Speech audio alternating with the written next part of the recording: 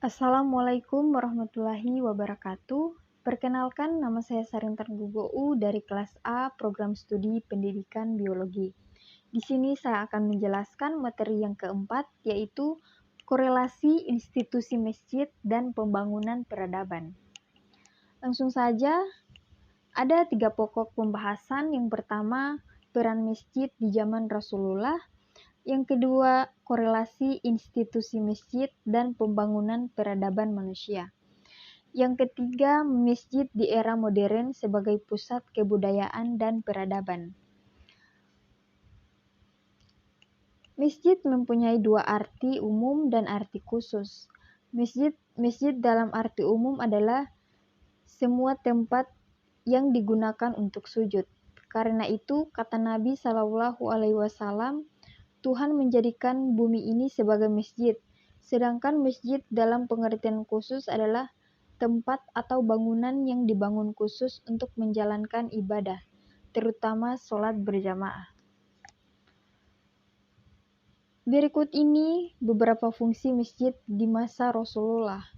Yang pertama, tempat ibadah umat Islam seperti sholat, zikir, dan sebagainya. Yang kedua, tempat menuntut ilmu bagi para umat Islam, yaitu ilmu agama dan ilmu umum. Yang ketiga, tempat memberi fatwa, yaitu pendapat atau tafsiran pada suatu masalah yang berkaitan dengan hukum Islam. Yang keempat, tempat mengadili perkara. Yang kelima, tempat menyambut tamu, rombongan, atau utusan. Yang keenam, tempat melangsungkan pernikahan. Yang ketujuh, tempat layanan sosial. 8, tempat latihan perang. Dan 9, tempat layanan medis atau kesehatan. Aspek-aspek yang pertama, pemeliharaan budaya. Yang kedua, pendidikan. Yang ketiga, kreativitas dan inovasi. Yang keempat, pengungkapan emosi dan identitas. Kelima, pariwisata dan ekonomi kreatif. Selanjutnya, pembangunan peradaban manusia melibatkan perkembangan dalam berbagai aspek kehidupan sosial, ekonomi, budaya, dan ilmiah.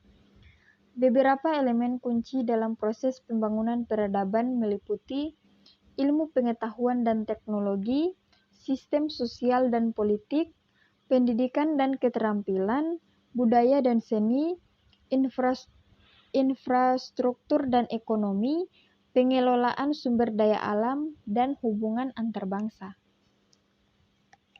Selanjutnya, aspek-aspek di masjid modern. Masjid di era modern memainkan peran yang lebih dari sekedar tempat ibadah. Mereka juga berfungsi sebagai pusat kebudayaan dan peradaban.